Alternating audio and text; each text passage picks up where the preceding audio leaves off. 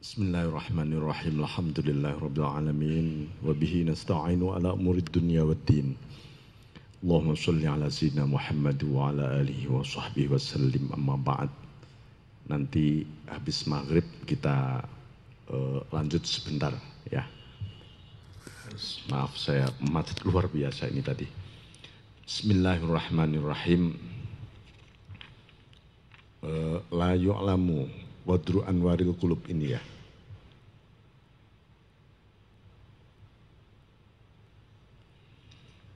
Seingat saya begitu ini.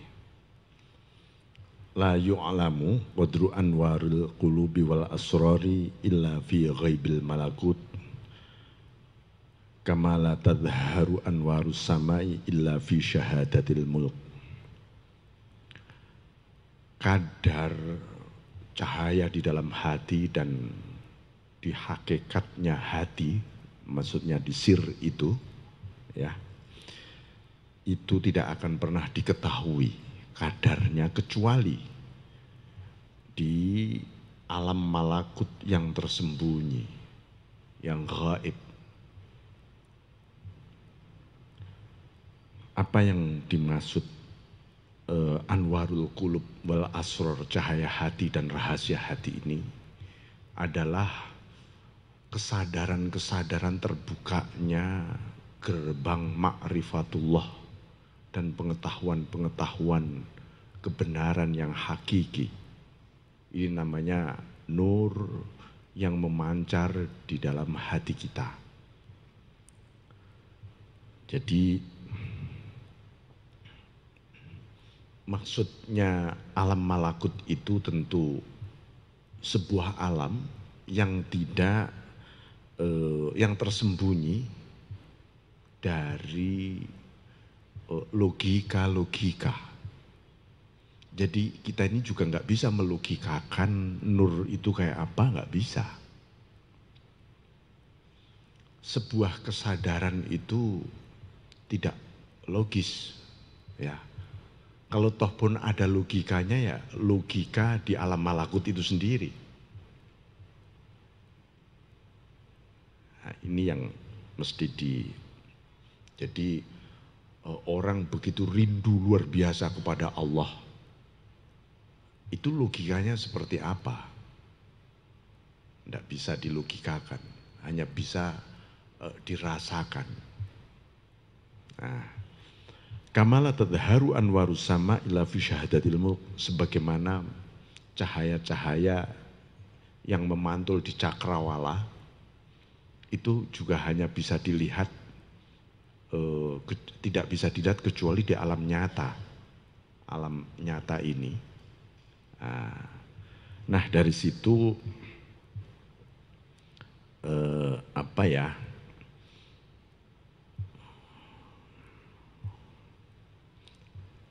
yang penting adalah bagaimana cahaya itu tadi membuahkan amaliyah.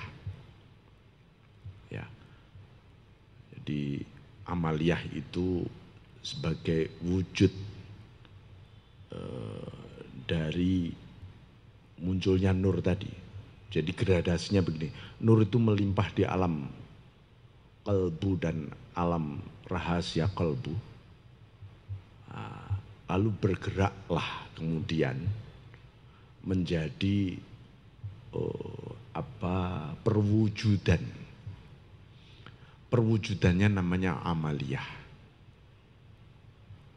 Yang sedang mengalir di hati kita ini namanya ahwaliyah. Ada amaliyah, ada ahwaliyah. Ahwaliyah itu ya amaliyah, tapi amaliyahnya batin. Amaliyah itu amaliyahnya lahiriah. Nah, karena ini soal amaliyah, beliau melanjutkan wijdanu samarati ta'ah ajilan basyairun lil amilina biwujudil jazai 'alaiha ajila. Amaliyah itu balasannya apa atau kapan? Balasan dari amaliyah itu wujud nyatanya betul, itu tidak bisa kita lihat di alam nyata sekarang di dunia ini. Ya. Jadi karena itu jangan sampai kita kemudian begini, kita habis beribadah, berbuat baik, lalu berangan-angan Tuhan mana pahalanya. Saya kan sudah lama berbuat baik. Pahalanya itu hanya kita petik di akhirat. Tapi kalau manusia melakukan amal ibadah ukhrawiyah, lalu dia minta ganti rugi kepada Allah, keuntungan-keuntungan duniawiyah, itu pun juga tetap diberi oleh Allah. Diberi, dikasih, tapi di akhirat tidak dapat apa-apa. Nah itu, di akhirat nggak dapat apa-apa kita. Yang kedua, manusia seringkali menimbang-nimbang keuntungan duniawi ini dengan wilayah keakhiratan. Ini menimbang sesuatu yang hina dengan sesuatu yang mulia.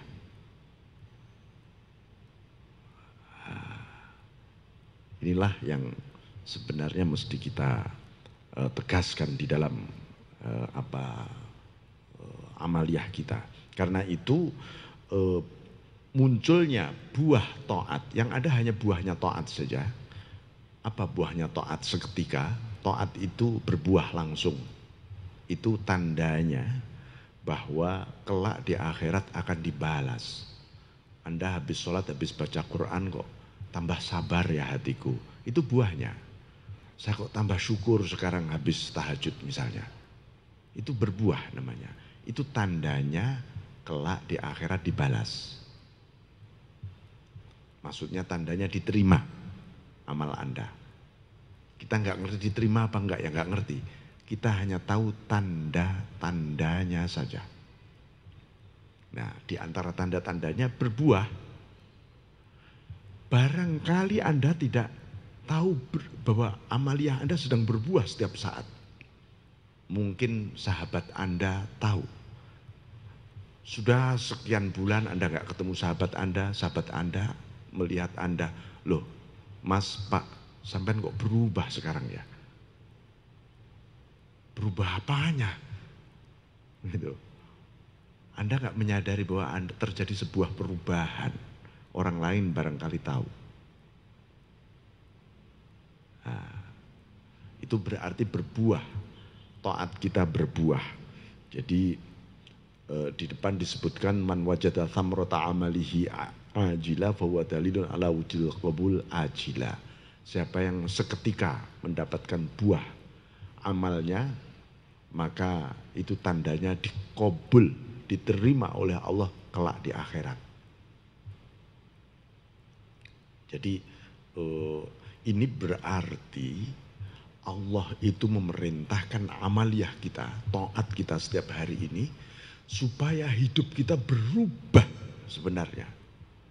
Berubah lebih baik. Sifat-sifat mulia lebih nempel, sifat-sifat buruk hilang. Dan lebih kemudian dekat, terus semakin dekat pada Allah.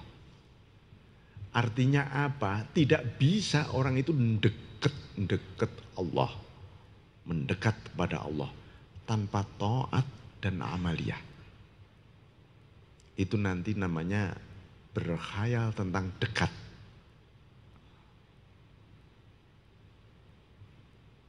Itu jadi gambaran-gambaran tentang